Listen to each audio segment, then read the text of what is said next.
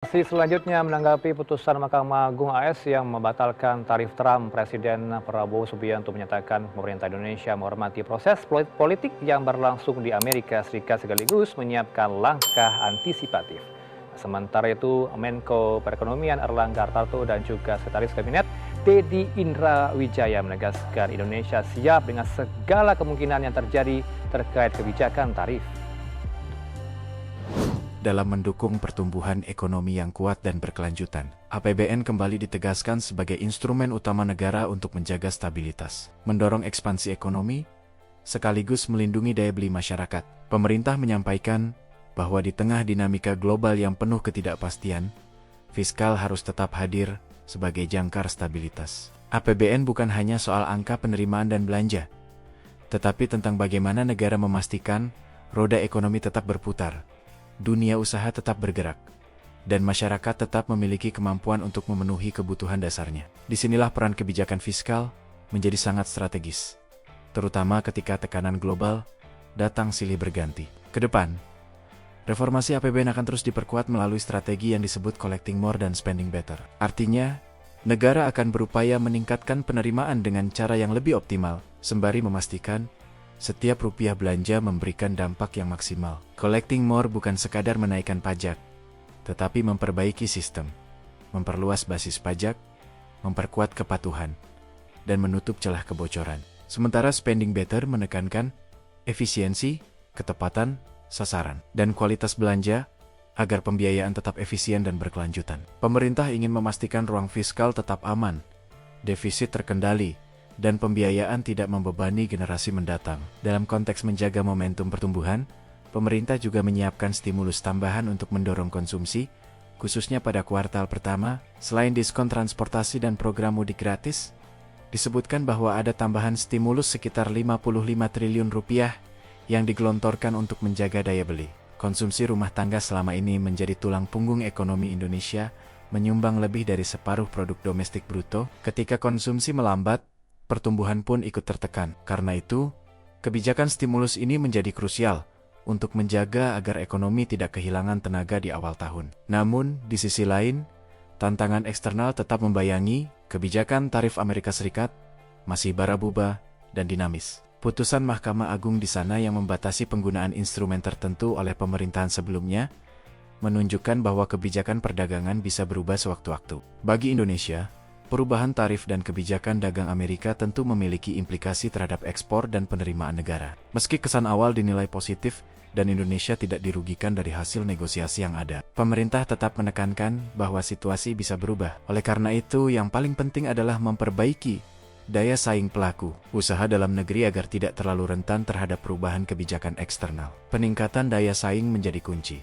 Tanpa daya saing yang kuat, stimulus fiskal hanya akan menjadi bantalan sementara. Dunia usaha membutuhkan efisiensi logistik, kepastian hukum, akses pembiayaan yang sehat, serta birokrasi yang responsif. Jika ini diperkuat, maka perubahan tarif atau gejolak global tidak akan terlalu mengguncang fondasi ekonomi domestik. Pemerintah menyadari bahwa ketahanan ekonomi tidak bisa hanya mengandalkan proteksi, tetapi harus dibangun dari produktivitas dan efisiensi. Di tengah pembahasan fiskal, muncul pula isu pengadaan 105.000 mobil pickup untuk program Koperasi Desa Merah Putih. Skema pembiayaannya dijelaskan tidak berasal dari tambahan beban APBN secara langsung, melainkan melalui pinjaman Bank Himbara yang kemudian cicilannya diambil dari alokasi dana desa sekitar 40 juta rupiah per tahun selama 6 tahun. Artinya, secara nominal belanja desa tetap ada, hanya mekanismenya yang diubah. Pemerintah menegaskan bahwa risiko fiskal dari skema ini dinilai terkendali karena dana tersebut memang sudah dialokasikan sebelumnya. Namun, pertanyaan publik tentu tidak berhenti di situ. Efektivitas penggunaan kendaraan tersebut untuk mendorong produktivitas desa menjadi faktor penentu keberhasilan. Jika kendaraan itu benar-benar meningkatkan distribusi hasil pertanian, memperlancar logistik, dan mempercepat aktivitas ekonomi desa, maka dampaknya bisa signifikan. Tapi jika tidak dikelola dengan baik, maka program ini berpotensi menimbulkan beban baru di tingkat desa. Disinilah pentingnya pengawasan dan tata kelola agar tujuan pembangunan benar-benar tercapai. Isu lain yang cukup menyita perhatian adalah kebijakan terkait LPDP. Pemerintah menegaskan bahwa dana beasiswa berasal dari pajak masyarakat, dan sebagian dari pembiayaan negara. Oleh karena itu, penerima beasiswa memiliki tanggung jawab moral dan hukum untuk menyelesaikan kewajibannya. Dalam kasus tertentu, disebutkan bahwa dana akan dikembalikan beserta bunga jika kewajiban tidak dipenuhi. Bahkan ada peringatan tegas mengenai kemungkinan blacklist bagi pihak yang dinilai melanggar komitmen atau menghina negara setelah menerima fasilitas pendidikan tersebut. Pernyataan ini mencerminkan sikap tegas dalam menjaga akuntabilitas penggunaan dana publik. Negara ingin memastikan bahwa investasi pada sumber daya manusia benar-benar memberikan manfaat bagi bangsa. Namun, di sisi lain, kebijakan seperti ini juga menuntut keseimbangan antara penegakan aturan dan perlindungan terhadap hak individu, transparansi mekanisme, kejelasan kontrak, serta konsistensi penegakan hukum menjadi penting agar kebijakan tidak menimbulkan polemik yang lebih luas. Kemudian ada rencana audit terhadap restitusi pajak yang nilainya mencapai sekitar 360 triliun rupiah. Angka ini dinilai sangat besar, sehingga perlu ditelusuri lebih jauh apakah ada potensi penyalahgunaan atau praktik yang tidak semestinya. Restitusi pada dasarnya adalah hak wajib pajak ketika terjadi kelebihan pembayaran. Namun jika prosesnya tidak diawasi dengan baik, risiko moral hazard bisa muncul. Pemerintah ingin memastikan bahwa restitusi dilakukan secara benar, transparan, dan tidak merugikan keuangan negara. Langkah audit ini tentu memiliki dua sisi. Di satu sisi, pengawasan ketat dapat memperbaiki kondisi fiskal dan meningkatkan kepatuhan. Di sisi lain, dunia usaha mungkin khawatir jika proses restitusi menjadi lebih lambat atau birokratis. Keseimbangan antara pengawasan dan kemudahan berusaha harus dijaga. Kepercayaan pelaku usaha terhadap sistem perpajakan adalah modal penting bagi investasi jangka panjang. Isu lain yang tak kalah penting adalah potensi kenaikan non-performing loan atau NPL di bank-bank himbara yang disebut bisa mencapai di atas 10%. Jika benar demikian, ini menjadi sinyal risiko dalam sektor perbankan. Pemerintah menyatakan belum ada rencana APBN untuk menanggung risiko tersebut, karena secara prinsip, risiko kredit adalah tanggung jawab perbankan. Namun tetap ada kajian. Apakah diperlukan entitas khusus di bawah Kementerian Keuangan untuk mengelola potensi risiko tersebut? Stabilitas perbankan adalah fondasi sistem keuangan. Jika NPL meningkat tajam dan tidak terkendali, dampaknya bisa merembet ke sektor real dan memperlambat pertumbuhan ekonomi.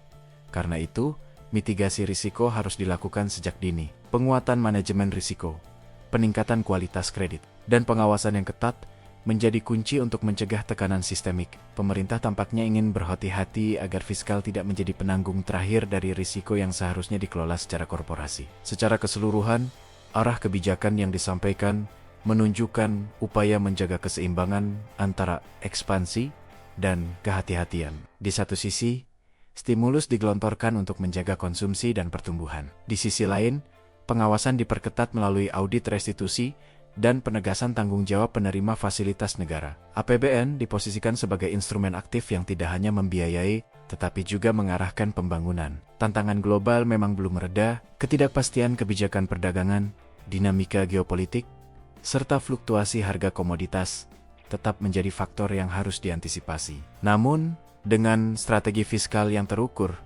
ruang manuver masih tersedia. Kunci keberhasilan terletak pada konsistensi implementasi dan koordinasi antar lembaga. Tanpa koordinasi yang solid, kebijakan yang baik sekalipun bisa kehilangan efektivitas. Pada akhirnya keberlanjutan fiskal bukan sekadar soal menjaga angka defisit tetap dalam batas aman, tetapi memastikan bahwa setiap kebijakan membawa dampak nyata bagi masyarakat. Pertumbuhan yang kuat harus diiringi pemerataan, perlindungan daya beli, serta peningkatan kualitas sumber daya manusia. Jika collecting more dan spending better benar-benar dijalankan dengan disiplin, maka APBN bisa menjadi motor penggerak transformasi ekonomi. Di tengah berbagai kritik dan pertanyaan, pemerintah menegaskan komitmennya untuk menjaga stabilitas dan momentum pertumbuhan. Reformasi fiskal akan terus diperkuat, pengawasan ditingkatkan, dan ruang fiskal dijaga agar tetap aman. Semua ini dilakukan dengan harapan bahwa ekonomi Indonesia dapat tumbuh secara berkelanjutan, tahan terhadap guncangan eksternal, dan mampu memberikan kesejahteraan yang lebih luas bagi seluruh rakyat. Dengan dinamika yang terus berkembang, masyarakat tentu akan terus memantau implementasi kebijakan ini. Transparansi, akuntabilitas, dan komunikasi yang terbuka menjadi faktor penting agar kepercayaan publik tetap terjaga. Karena pada akhirnya, APBN adalah milik seluruh rakyat Indonesia, dan keberhasilannya akan menentukan arah masa depan ekonomi bangsa.